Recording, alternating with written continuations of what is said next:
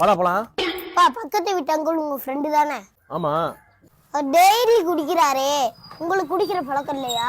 குடிச்சேன்டா, ஆனா இப்ப இல்ல. அப்ப சிகரெட்டு? அது இருந்துச்சு, ஆனா இப்ப பண்றது இல்ல.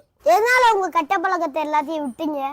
இல்ல, அதுதான் என் சந்தோஷம்னு ஒரு காலத்துல வாழ்ந்துகிட்டு இருந்தேன். அதுக்கப்புறம் உங்க அம்மா என் லைஃப்ல வந்தா, நீங்க வந்தீங்க.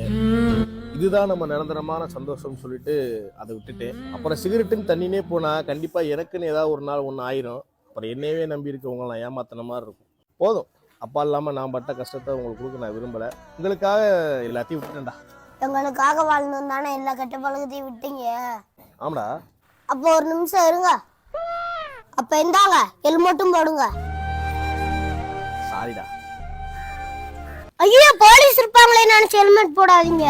பொண்டாட்டி பிள்ளைங்க பெத்தவங்க நம்மள நம்பி இருக்காங்களேன்னு நினைச்சு ஹெல்மெட் போடுங்க. இப்ப போலாம்ப்பா.